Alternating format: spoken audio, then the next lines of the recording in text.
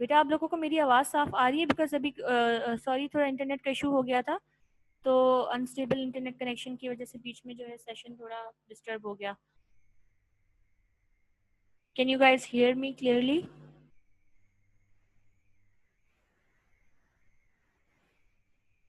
बेटा आप लोग मुझे सुन सकते हो? साफ आवाज़ आ रही है आप लोगों को?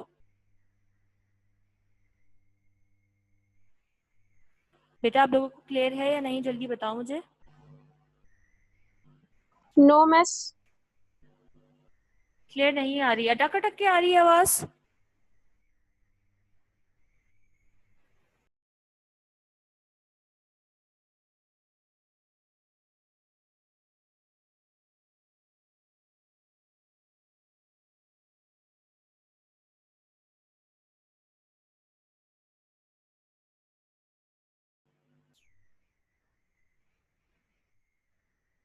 सही है बेटा। अब रेजोल्यूशन की हम लोग बात कर रहे थे, तो रेजोल्यूशन का मतलब मैं ये बता रही थी कि किसी भी दो ऑब्जेक्ट को जो आपस में करीब करीब हों, ठीक है, अगर हम उनको किस हद तक सेपरेट कर सकते हैं, the capacity to separate adjacent form या ऑब्जेक्ट, ठीक है, दो चीजें अगर आपस में करीब करीब हैं तो हम मैग्निफिकेशन के बाद किस हद तक उसको सेपरेट करके स्टडी कर सकते हैं, कितनी कैपेसिटी उस माइक्रोस्कोप की है कि वो दो करीब की चीजों को भी सेपरेट करके जो है वो उसको और प्रोमिनेंट कर सकता है। That is known as resolution. मतलब द मिनिमम रिजॉल्व डिस्टेंस या फिर capacity to separate the adjacent form या ऑब्जेक्ट, उसको कहा जाता है रेजोल्यूशन। कि हम दो ऑब्जेक्ट्स को किस हद तक और कितनी एक्यूरेटली जो है ना सेपरेट करके हम उसको देख सकते हैं, हम उसको मैग्नीफाई कर सकते हैं। That is known as resolution. अब कंट्रास्ट एक और इंपॉर्टेंट चीज होती है बेटा, which is important in distinguishing one part of cell from another. Contrast जो है basically light की intensity से related होता है, और इससे हमें जो है different parts of the cell को distinguish करने में help मिलती है, और हम देख सकते हैं, identify कर सकते हैं कि cell के different कौन कौन से parts है। तो contrast is another term that you have to remember along with resolution and magnification.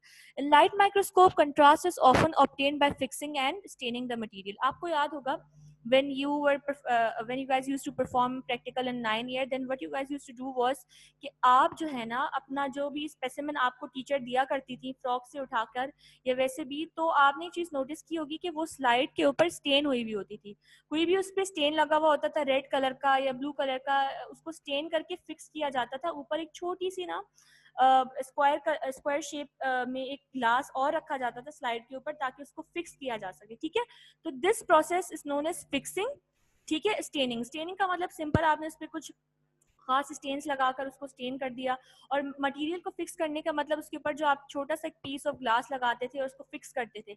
और ये सब करने का मकसद, फिक्स करने का और स्टेन करने का मकसद क्या होता है, ताकि आप कंट्रास्ट को इन्हांस कर सको। और कंट्रास्ट का मतलब क्या होता है, ये एक ऐसी चीज है जो different parts of the specimen को या different parts of the cell को बेसिकली डिस्टिंग्विश करवाती है, और हम इजीली आइडेंटिफाई कर सकते हैं कौन सा सेल का पार्ट है और कौन सा जो है डिफरेंट पार्ट है, कौन सा पार्ट कैसा है, ठीक है। So contrast is in another ability जो आपको बेसिकली लाइट माइक्रोस्कोप से रिलेटेड आप इसको डिस्कस करते हैं along with these two terms which are magnification and resolution. किसी को कोई क्वेश्चन है बेटा यहाँ तक?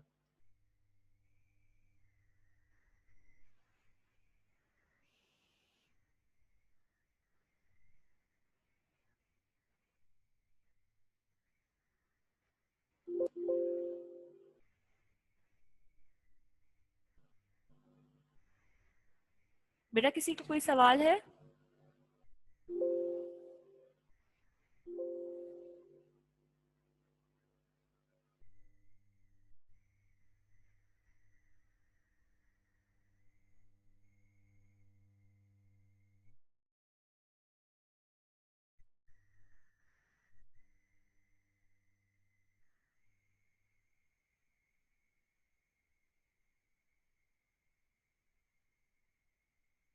सबको क्लियर है बेटा? आप लोगों को मेरी आवाज क्लियर है?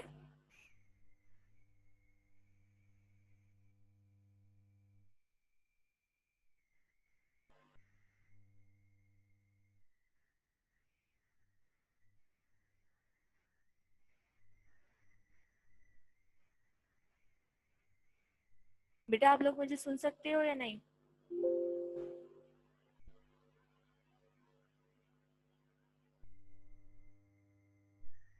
ठीक है बेटा, अब हम लोग जो है एक नेक्स्ट टॉपिक की तरफ बढ़ते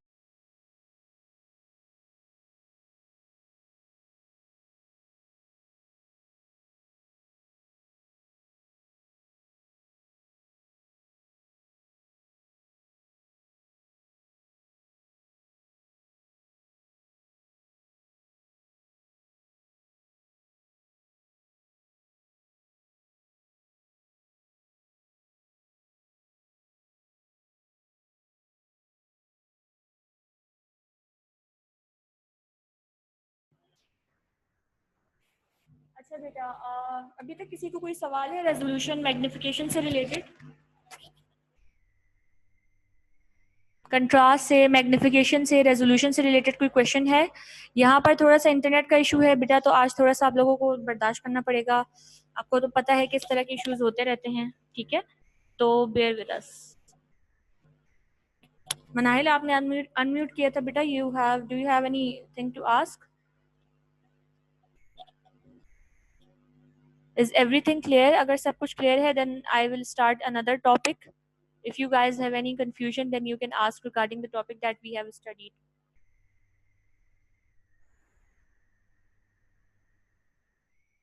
ठीक है, so there is no question, so I guess I should start this one. तो अब जो हम topic पढ़ेंगे, that is related to आपका जो है आइसोलेशन ऑफ सेल्यूलर कंपोनेंट्स, ठीक है? अब बेसिकली जो ये टॉपिक है, ये आपका जो शॉर्ट आंसर्स है इसमें बहुत ज़्यादा पूछा जाता है, सो इट इज़ इम्पॉर्टेंट, ठीक है? तो इसको अच्छे से याद करना, समझना भी। इसको हम कहते हैं, जो अभी हम मेथड पढ़ने जा रहे हैं, यहाँ पर हेडिंग जो है शायद मेरी स्लाइड में मिस हो गई है, बहरहाल, तो इसको हम कहते हैं आइसोलेशन ऑफ सेल्यूलर कंपोनेंट्स, ठीक है? या सेल्फ फ्रैक्शनेशन इसको कहा जाता है। अब इसका मकसद बेटा, आपको मैं एक जनरल ओवरव्यू दे दूं before moving towards the topic, ठीक है? टॉपिक की तरफ मूव करने से पहले एक जनरल में आपको ओवरव्यू दे दूं कि सेल्फ फ्रैक्शनेशन हम इस वजह से करते हैं कि जब भी हम किसी भी जैसे आप सपोज करो, जब हम किसी भी हमें सेल की ना किसी भी स्ट्रक्चर को जब स्टडी करना होता है, हमने डिफरेंट कंपोनेंट्स को स्टडी करना होता है, तो हम क्या करते हैं, किसी भी सेल का कोई भी सेल का सैंपल लेते हैं, काफी सारे सेल्स का, ठीक है? और उसको हम बेसिकली क्या करते हैं, आइसोलेट करते हैं different components of cell. Isolate करने का मतलब सेपरेट कर लेना ना। तो अब हम सेल के डिफरेंट कंपोनेंट्स को आइसोलेट करते हैं एक खास किस्म के प्रोसेस के थ्रू, जिसको हम सेल्फ फ्रैक्शनेशन कहते हैं। तो इसका एक नाम जो है वो आइसोलेशन ऑफ सेल्यूलर कंपोनेंट्स भी होता है। अब एक चीज जो यहाँ पर इंपॉर्टेंट है कि भाई हम ऐसा क्यों करते हैं? हम आइसोलेशन इसलिए करते हैं सेल्यूलर कंपोनेंट्स की, ताकि हम उसको स्टडी कर सके, उसकी केमिकल कंपोजिशन के बारे में जान सके, और अगर कोई नॉर्मेलिटी है तो हम उसको आइडेंटिफाई कर सके, ठीक है? तो सेल्फ फ्रैक्शनेशन में बेसिकली होता क्या है कि हम सपोज करो, अगर हमने किसी ह्यूमन है, कोई ह्यूमन है, अगर हमने उसका उठाकर ब्लड ले लिया है, तो अब हम उस ब्लड को क्या करेंगे, एक ट्यूब में डालेंगे, और ट्यूब को बहुत ज्यादा तेज स्पीड पर घुमाते रहेंगे, मूव करवाते रहेंगे, रोटेट करवाएंगे, और अल्टीमेटली उसमें से आहिस्ता आहिस्ता से हम क्या करेंगे, डिफरेंट सेल के कंपोनेंट्स को रिमूव करते जाएंगे। दिस इज जनरल ओवरव्यूज, ठीक है? अब हम पॉइंट वाइज पढ़ते हैं कि आखिर इसमें होता क्या है। Isolation of cellular components to determine their chemical composition is called self-fractionation. जब आप सेल के डिफरेंट कंपोनेंट्स को, आपको पता है सेल में न्यूक्लियस है, सेल में साइटोप्लाज्म है, सेल में ऑर्गेनेल्स है, endoplasmic reticulum, mitochondria, Golgi apparatus, everything is a part of cell, ठीक है? ये सब चीजें हैं जो आपके सेल के अंदर मौजूद होती है। अब जब आप इन सब चीजों को आइसोलेट करते हो, सेपरेट करते हो, क्यों सेपरेट करते हो? ताकि आप उनकी केमिकल कंपोजिशन को डिटरमाइन कर सको, उसको जो है आप जान सको। दिस प्रोसेस जिसके थ्रू ये सब कुछ हो रहा था, उसको सेल फ्रैक्शनेशन कहा जाता है, ठीक है? सेल के फ्रैक्शंस को हम सेपरेट कर देते हैं, इसको कहा जाता है सेल फ्रैक्शनेशन। अब ये होता कैसे? इसका मेथड ये होता है बेटा कि it is necessary to break open a large number of similar types of cell in ice cold environment. यहाँ पर आप इसकी एग्जांपल इस तरह से लो कि अगर हमने किसी ह्यूमन का ब्लड लिया है, ठीक है? तो अब उस ब्लड में आपको पता है कि ब्लड के अंदर बहुत सारे सेल्स होंगे, ठीक है? Blood, everything is made up of cell, but obviously blood के अंदर आपको पता है आरबीसीज होते हैं, डब्ल्यूबीसीज हैं, प्लेटलेट्स होते हैं, ठीक है? और प्लाज्मा होता है। प्लाज्मा तो खैर लिक्विड मटेरियल है, बट एवरीथिंग एज सेल्स, ठीक है? तो ये इन सब में जो सेल्स होंगे बेसिकली उनकी बात हो रही है। It is necessary to open a large number of similar types of cell in ice cold environment. होता मिस आपकी आवाज क्लियर नहीं आ रही। क्लियर नहीं आ रही बेटा, इंटरनेट का शायद थोड़ा इशू है। क्लियर है आप? कहाँ से क्लियर नहीं आई थी बेटा, वो बता दो ताकि मैं वहां से दोबारा बता दूं।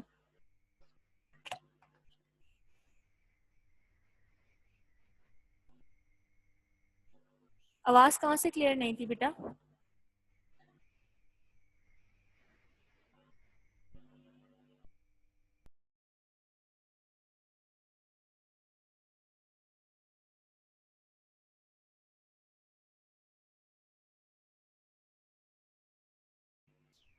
बेटा अब मेरी आवाज आपको क्लियर है? अब क्लियर है बेटा? आवाज साफ आ रही है? Can you guys hear me clearly?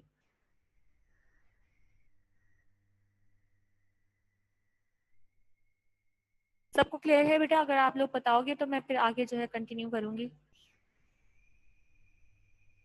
No miss.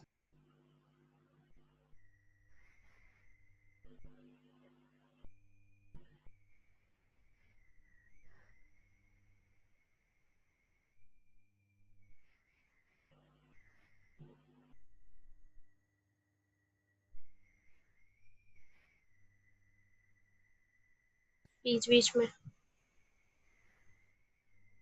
अब क्लियर है बेटा? अब इंटरनेट कनेक्शन स्टेबल आया, होप अब साफ आ जानी चाहिए आवाज। अब क्लियर है बेटा? अब साफ है आवाज? Yes miss. ठीक है। अच्छा, अब बेसिकली अच्छा, आप लोगों ने कहाँ से आप लोगों को मसला हुआ था आवाज सुनने में, मुझे वो बताओ ताकि मैं वही से कंटिन्यू करूं। कहाँ से आप लोगों ने सही से नहीं सुना था, मुझे वो बताओ ताकि मैं वही से फिर कंटिन्यू कर दूं।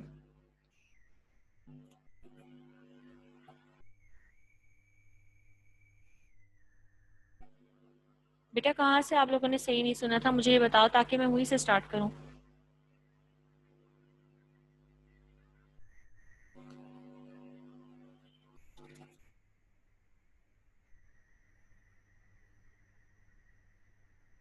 ठीक है, हम दोबारा से यहाँ से स्टार्ट कर लेते हैं कि isolation of cellular components. Basically हम सेल के डिफरेंट कंपोनेंट्स को सेपरेट कर रहे होते हैं, ठीक है, और सेपरेट करके उसको हम स्टडी कर रहे होते हैं। आपको पता है सेल के अंदर न्यूक्लियस है, साइटोप्लाज्म है, माइटोकॉन्ड्रिया है, एंडोप्लाज्मिक रेटिकुलम है, ठीक है, और गोल्जी बॉडीज हैं, राइबोसोम है।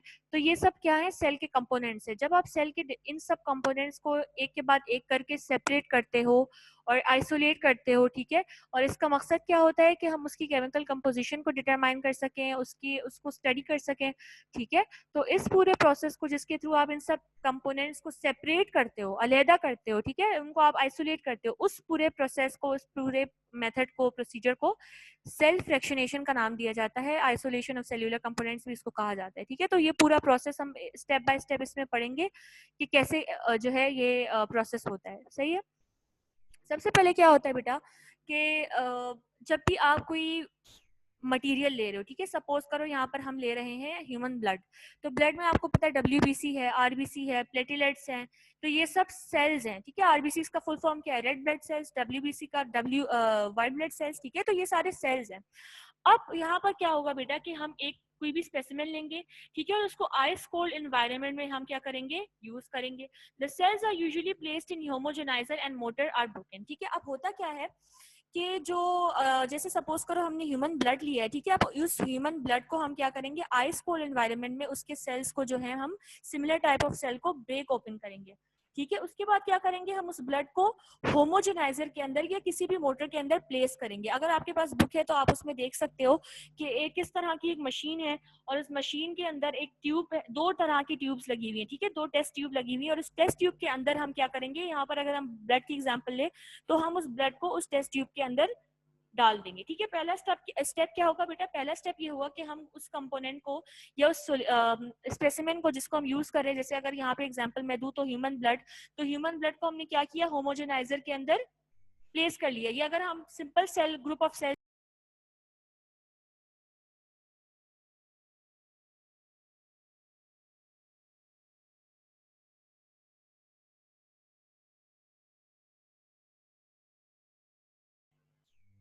ये उस टेस्ट ट्यूब के अंदर हमने प्लेस कर दिया, ठीक है। अब हमने होमोजेनाइजर का मतलब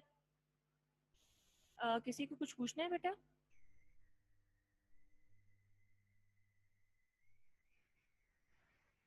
अच्छा, तो मैं ये कह रही थी कि हमने जो भी मटेरियल लिया है उसको हमने एक होमोजेनाइजर के अंदर प्लेस कर दिया है, ठीक है। होमोजेनाइजर बेसिकली यहाँ पर रेफर कर रहे हैं हम उस टेस्ट ट्यूब को जिसको हम इस्तेमाल कर रहे हैं, ठीक है। अब हमने क्या किया, जब इस सोल्यूशन को उस होमोजेनाइजर के अंदर प्लेस किया जिसके अंदर बहुत सारे सिमिलर टाइप के सेल्स थे, तो अब हमने क्या करना है कि जो हमने कंटेंट लिया है, बहुत सारे हमने जो सेल्स लिए, ठीक है, the freed content of cells are subjected to a spinning action called centrifugation. अब हमने क्या करना है, जो आप बुक आपके पास अगर है तो आप उसमें डायग्राम में देख सकते हो कि टेस्ट ट्यूब को हॉरिजॉन्टली प्लेस किया हुआ है, वर्टिकली नहीं प्लेस किया हुआ, it has been placed horizontally. तो अब क्या होगा कि जब हमने उस होमोजेनाइजर के अंदर वो मटेरियल ले लिया है तो हम क्या करेंगे, उसको मटेरियल को होमोजेनाइजर के अंदर डालने के बाद हम उसको स्पिन करेंगे। ठीक है, स्पिनिंग एक्शन का मतलब क्या है कि हम उसको रोटेट करेंगे इन अ सर्कल, हम उसको मूव करवाएंगे, और इस पूरे प्रोसेस को कहा जाता है, इस प्रोसेस को जिसमें हम स्पिन करवाएंगे, इसको रोटेट करवाएंगे, तो उसको कहा जाता है सेंट्रीफ्यूगेशन। ठीक है, हमने क्या किया बेटा, मैं बेसिकली यहाँ पे क्या बात कर रही हूँ कि हमने एक टेस्ट ट्यूब ली। ठीक है, बस आपके पास क्लियर है। ठीक है बेटा, मैं कोशिश करूंगी कि अब क्लियर आए। देखो ये एक टेस्ट ट्यूब ली हमने, अगर आपके पास डायग्राम है तो ये एक टेस्ट ट्यूब ली। ठीक है, इस तरह का मोटर बना हुआ होगा आपके पास। यहाँ पे देखो बेटा, एनोटेशन में कर रही हूँ तो ऐसे समझ, आपको प्रॉपर्ली तो नहीं आएगा बट कोशिश कर सकते हैं। ठीक है, अब सपोज करो ये टेस्ट ट्यूब है बेटा। ठीक है, ये जो आपके पास,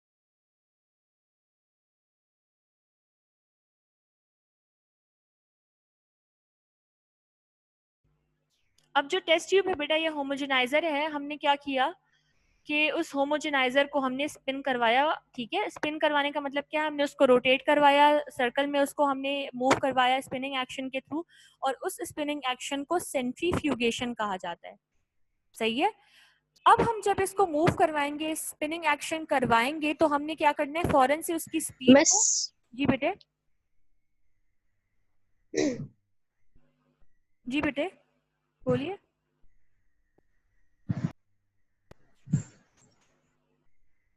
मिस आपकी आवाज क्लियर नहीं आ रही, फर्स्ट पॉइंट समझ नहीं आया। अच्छा बेटा, यहाँ पे पता नहीं आज इंटरनेट बहुत तंग कर रहा है। मिस फर्स्ट पॉइंट समझ नहीं आया, आपकी आवाज क्लियर नहीं आ रही। ठीक है, मैं दोबारा से बता देती हूँ। अब तो साफ है ना बेटा, अब अभी तो साफ आ रही है ना, अभी तो क्लियर है ना बेटा मेरी आवाज।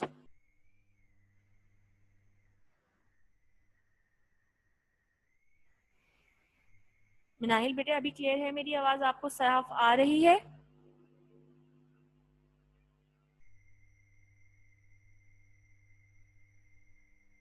ठीक है, तो मैं फर्स्ट पॉइंट में ये बता रही थी कि it is very important to open a yes miss, सब लार्ज, सही है। ठीक है, open a large number of similar type of cells in ice cold environment. आप बहुत सारे सिमिलर टाइप के सेल्स को लेते हो। ठीक है, सपोज करो अगर आपने ह्यूमन ब्लड लिया है, ठीक है, ह्यूमन ब्लड को आप स्टडी करना चाह रहे हो और उसके कंपोनेंट्स को, उसके सेल के कंपोनेंट्स को आप आइसोलेट करना चाह रहे हो, तो अब आप क्या करोगे कि एक आइस कोल्ड एनवायरनमेंट में, यानी कि आप जो है एक ठंडे कोल्ड एनवायरनमेंट के अंदर क्या करोगे कि उस सैंपल को आप बेसिकली प्लेस करोगे एक होमोजेनाइजर के अंदर। उस सैंपल को आपने होमोजेनाइजर में डालना है। होमोजेनाइजर बेसिकली आपके पास जो आपके पास अगर बुक है तो आप उस बुक में देख सकते हो कि 2 टेस्ट ट्यूब्स लगी हुई होंगी और एक पूरी मशीन जैसी बनी हुई है। ठीक है, उस टेस्ट ट्यूब को बेसिकली यहाँ पे होमोजेनाइजर का नाम दिया गया है। उस होमोजेनाइजर के अंदर क्या करेंगे कि जो आपके पास बहुत सारे सेल्स हैं, ठीक है, कोई भी सैंपल हो सकता है, यहाँ पर अगर मैं एग्जाम्पल लूँ ह्यूमन ब्लड की, तो उस ह्यूमन ब्लड को आपने क्या किया, होमोजेनाइजर के अंदर या उस टेस्ट ट्यूब के अंदर डाला। पहला स्टेप। दूसरा स्टेप क्या है, अच्छा ये आइस कोल्ड एनवायरनमेंट में हो रहा होगा, ये चीज भी याद रखना। दूसरा स्टेप ये है कि आपने जो बहुत सारे सेल्स लिए हैं या जो कंटेंट आपने जो भी सैंपल लिया है, यहाँ पर हम किस चीज की एग्जांपल ले रहे हैं, यहाँ पे हम ब्लड की, ह्यूमन ब्लड की एग्जांपल ले रहे हैं। ठीक है, तो जब आपने बहुत सारे सेल्स को जो आपने होमोजेनाइजर के अंदर प्लेस किया है या टेस्ट ट्यूब के अंदर डाला है, अब उस टेस्ट ट्यूब को आप क्या करोगे, स्पिनिंग एक्शन करवाओगे, उसको आप रोटेट करवाओगे, गोल गोल घुमवाओगे। ठीक है, एंड दैट स्पिनिंग एक्शन जिसमें आप उसको जो है वो गोल गोल घुमवाते हो, ठीक है, you make sure that it rotates around a central point, उसको स्पिनिंग एक्शन को क्या कहा जाता है, सेंट्रीफ्यूगेशन। सही है, आप उसको क्या करवाओगे, आपने आपके पास जो बुक है उसमें आपके पास 2 टेस्ट ट्यूब्स बनी हुई है, आप उसको क्या करवाओगे, जैसे गोल गोल घुमाओगे, जैसे पंखा चल रहा होता है। ठीक है, गोल गोल घूम रहा होता है ना, स्पिनिंग एक्शन को कहा जाता है सेंट्रीफ्यूगेशन। जिस तरह पंखा चल रहा होता है, ठीक है, गोल गोल घूम रहा है, इसी तरीके से वो होमोजेनाइजर या टेस्ट ट्यूब भी राउंड एंड राउंड हम उसको स्पिनिंग एक्शन के थ्रू मूव करवाएंगे और उसको सेंट्रीफ्यूगेशन कहा जाता है उस स्पिनिंग एक्शन को। ठीक है, तीसरा पॉइंट क्या है बेटा, अच्छा अब ऐसा नहीं होगा कि आपने जैसे पंखा चल रहा होता है, ठीक है, तो आपने फौरन से ही उसको तेज स्पीड पे मूव करवाया, नहीं। जब आप उसको स्पिनिंग करवाना इसकी स्टार्ट करते हो, जब आप इसको मूव करवाना स्टार्ट करते हो, तो आपने कम स्पीड से,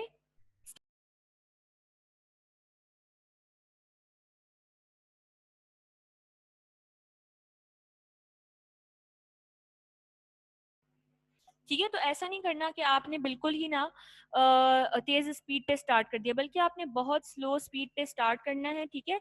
और स्लो स्पीड पे स्टार्ट करने का मतलब या मकसद क्या है कि इससे क्या होगा कि जब आप इसको बहुत आहिस्ता आहिस्ता घुमाओगे, ठीक है, बहुत स्लो स्पीड पे घुमाओगे, तो जो बड़े पार्टिकल्स हैं, ठीक है, जो उस सैंपल के अंदर जिसमें बहुत सारे सेल्स हैं, उसके अंदर जो बहुत बड़े बड़े पार्टिकल्स हैं, ठीक है, जो बहुत बड़े बड़े स्ट्रक्चर्स हैं, जिनका साइज बड़ा है या जिनका वेट ज्यादा है, वो क्या होगा कि नीचे की तरफ बैठ जाएंगे। जैसे कि आपके पास ये है, जैसे अगर आप एक टेस्ट ट्यूब लो, सपोज करो उस टेस्ट ट्यूब के अंदर आपने पानी डाला, पूरा आपने टेस्ट ट्यूब को जो है पानी से भर दिया, और उसमें आप क्या करते हो कि मिट्टी डाल दो। ठीक है। उस मिट्टी के अंदर छोटी छोटी कंकरियां भी हों और सैंड के पार्टिकल्स भी हों, तो जब आप उसको हल्का सा शेक करोगे, सपोज इमेजिन करो ये हल्का सा शेक करोगे, तो सबसे पहले क्या होगा, जो भारी पार्टिकल्स है, जैसे उसमें जो छोटी छोटी कंकरियां हैं वो पहले बैठेगी, और जो रेत होगी उसमें सिंपल जो सैंड होगी वो बाद में बैठेगी नीचे की तरफ।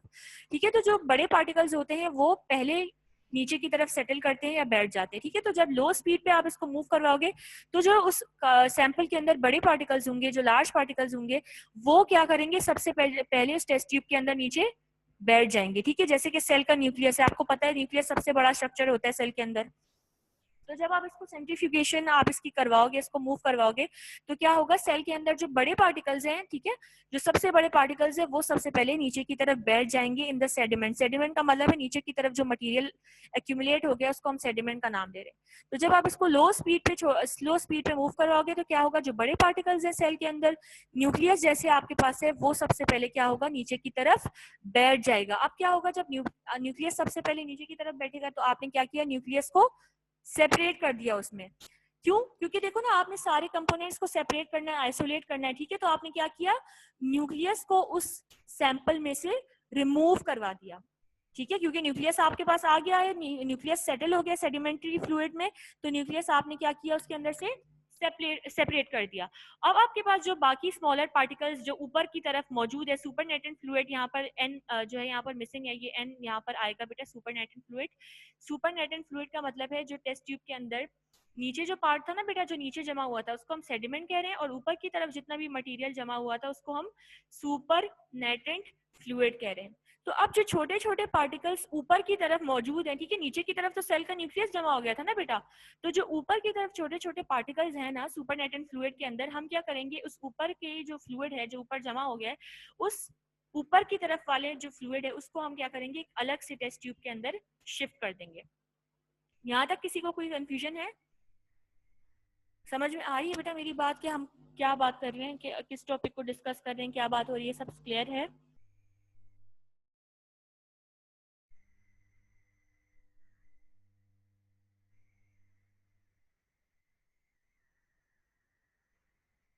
तुम लोगों को समझ में आ रहा है बेटा मैं जो पढ़ा रही हूँ? अगर तुम लोगों को कोई भी क्वेरी है, कुछ चीज समझ नहीं आ रही, then you guys can ask me.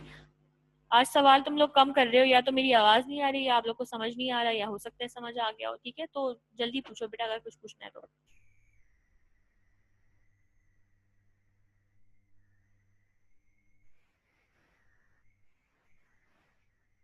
Miss आज का टॉपिक समझ नहीं आ रहा। कहाँ से समझ नहीं आ रहा?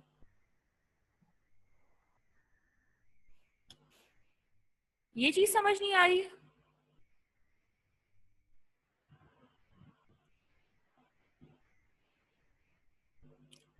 बेटा अभी जिन्होंने मिस ये पूरे मेथड में मतलब क्या किया है हमने, ये समझ नहीं आ रहा। समझ नहीं आ रहा बेटा, बीच में आवाज भी ब्रेक हो गई थी, जिसकी वजह से कुछ चीजें जो है वो आप लोग ड्रॉप आउट कर गए। बट एक काम कर लेते हैं, आज के लिए इसको इतना ही रख लेते हैं फिर। ठीक है। आज क्योंकि इंटरनेट का भी बहुत इशू है, बार बार इंटरनेट जा रहा है, बार बार मुझे स्लाइड, आपको भी पता है, ओपन करनी पड़ रही है, और मैं खुद भी बहुत डिस्टर्ब हो रही हूँ इस चीज से। तो एक काम कर लेते हैं, आज के लिए हम लोग जो है इस टॉपिक को छोड़ देते हैं। ठीक है। कल हम लोग इसको कल तो खैर आप लोग की क्लास नहीं है, लेकिन नेक्स्ट वीक हम इसको दोबारा से डिस्कस कर लेंगे। ठीक है। क्योंकि आज जो है वो इंटरनेट का बहुत इशू हो रहा है, और अब क्लास का टाइम भी ओवर होने वाला है। ठीक है। तो आप लोग अग्रीड हो इस बात पे? क्योंकि आज बार बार इंटरनेट ड्रॉप हो रहा है, और पता नहीं यहाँ पे क्या इशू हुआ हुआ है इंटरनेट का। बेटा सबको इस बात से कोई मसला तो नहीं है? We can discuss it in next class as well.